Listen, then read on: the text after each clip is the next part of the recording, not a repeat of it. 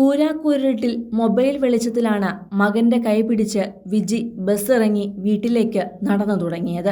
റോഡരികിലെ പലചരക്കു കടയിൽ നിന്നും അടുത്ത ദിവസത്തേക്ക് ഭക്ഷണമുണ്ടാക്കാൻ കുറച്ച് പച്ചക്കറികളും വാങ്ങിയിരുന്നു. ആരോഗ്യാവസ്ഥ മോശമായതിനാൽ മണ്ണിട്ട റോഡിലൂടെ മകന്റെ പിന്നിലായി നടക്കുകയായിരുന്നു വിജി. വീട്ടിലേക്കെത്താൻ 100 മീറ്റർ മാത്രം ബാക്കി നിൽക്കെ പിറകിൽ നിർത്തിയ ആന വിജിയെ തട്ടിയിട്ടു. അമ്മയെ രക്ഷിക്കാൻ ആനയ്ക്ക് മുന്നിലേക്ക് എടുത്തു ചാടിയ അലനെ തലങ്ങും വിലങ്ങും തട്ടിയിട്ട് നെഞ്ചിൽ ചവിട്ടി പോവുകയായിരുന്നു ആന.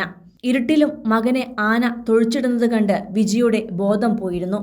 10 മിനിറ്റോളം കഴിഞ്ഞ് പതുക്കെ ബോധം വന്നപ്പോൾ വിജി കണ്ടത് രക്തത്തിൽ കുളിച്ചു കിടക്കുന്ന മകനെയാണ്. നിലത്തേക്ക് തെറിച്ചു വീണ ഫോണെടുത്ത് വിജി ആദ്യം വിളിച്ചത് മകൾ അനുവിനെയും. ഭയന്നു വിറച്ച് വിജി പറഞ്ഞൊപ്പിച്ചതിൽ നിന്നും ആന ആന എന്ന് മാത്രമേ അനുവിന് മനസ്സിലായുള്ളൂ. ഉടൻ തന്നെ ആശുപത്രിയിൽ എത്തിച്ചെങ്കിലും അലന്റെ ജീവൻ രക്ഷിക്കാൻ സാധിക്കാതെ വരികയായിരുന്നു.